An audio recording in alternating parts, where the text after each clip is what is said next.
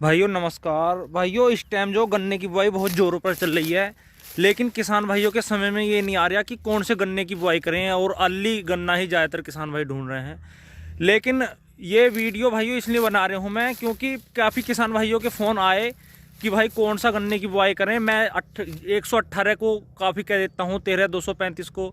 13-235 को तो किसान भाई ये कह देते हैं कि वजन नहीं है। 0-118 को कह देते हैं कि भाई टॉप बोरर बहुत आया, औसत नहीं आया। तो भाइयों ये जो प्लाट आप देख रहे हैं ये 0-118 का है। कुछ किसान भाइयों के पास जिन्होंने सही तरीके से मेंटेन करा अपना खेत, सही समय पर स्प्रे करे, तो भाइयों उनका खेत आज की तारीख में भी 0-118 का इतना शानदार खड़ा है बहुत।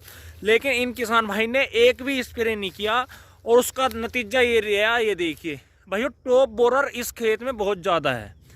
लगभग 70% भाइयों इस खेत में टॉप बोरर है। जो गन्ना स्वस्थ है, देखो भाइयों ये गन्ना ऊपर पहुंच गया स्वस्थ था। तो भाइयों इस वजह से किसान भाई 0-118 बोने से भी ये सोच रहे हैं कि यार 0-118 में भी टॉप बोरर है, इससे तो 0-238 ही बोल लें। क्योंकि एक चीज़ हो रहा है भाइयों, अगर अल्ली गन्ना किस्म बो रहे हैं तो उसमें किसान भाइयों को मील में गिनने में कोई दिक्कत नहीं पड़ती, और दूसरा पर्चियाँ भी समय से आती हैं।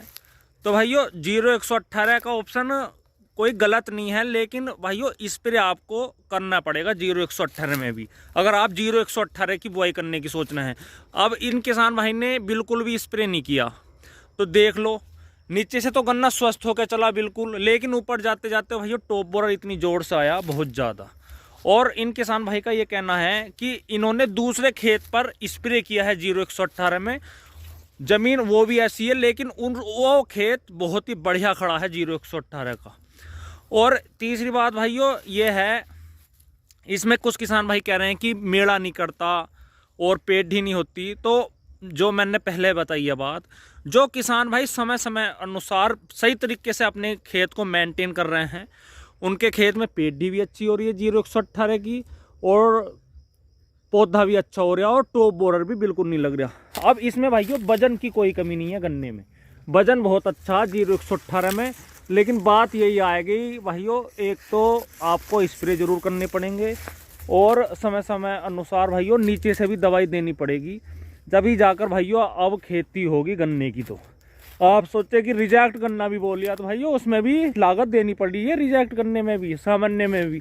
कोई सा भी गन्ना बुआई कर लो। अभी देखो ये गन्ना कितना स्वस्थ है, बिल्कुल बढ़िया गन्ना 0-118 की भाइयों पैदावार बहुत अच्छी है, लेकिन आपको भाइयों लागत देनी पड़ेगी। अब देख लो ना, ये देखो